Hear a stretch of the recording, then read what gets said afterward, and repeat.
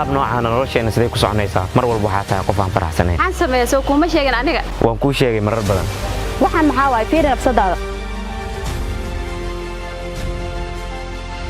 waxaan oo dhan maxay yihiin aad wadata dharkan wasaqda oo jajeexan wili raqiiska ah xitaa haddii aad muuqaalkaaga ka fikiraynin ugu yaraan aniga ka fikir waxba ay dhihin inakeen gudaha hadda aan wax soo cunnay dhammaan lacagayga meel baan ku bixiyay waa ogtahay inaad shaqadaysaa kistaan ay sani kira ayaa isaga bixiyay waad helaysaa gabar sidaan kuu qaadato laakiin aniga ma ihi aniga ima ilaalin kartid qarashaadkaygana ma dibiri kartid rugaayadan maalin walba ayaad igu horjishaa mana u dulqaadan kari biliis ammaan isii ballan waa isbuuca kale waanaadayna waxaad rabtidna aniga ku siinay waan kaa tagaaya aniga waa ogtahay inaan zaadku jeclahay mar dambe ha isoo wicin waxaad ka qiimo daran tahay toogsadaha weligaa waxaa ahaanaysaa guuldarayste shat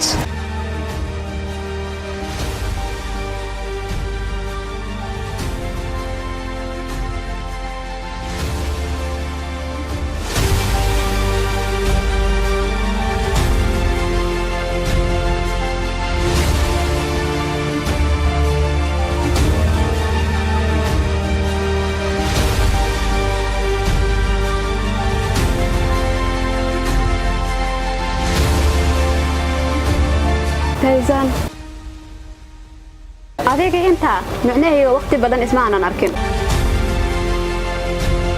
baqtiya nasiib miyaa ku guulaysatay mise wax kale waan guursaday ninkeydana waa taqaanaa waa madaxa qaybtan oo dhan bishiina wuxuu qaataa $5,000 bal iiga sheekay adigana xaaladaada mudane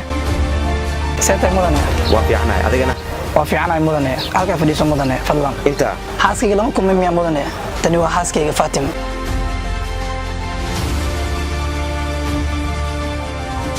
Fatima ninkan waa mudanaheena aan kulanka la lahayn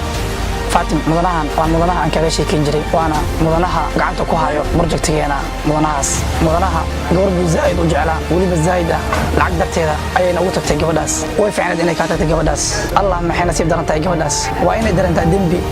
jecelkaagana waa inay dib u martaa si ay u hesho jecelkaaga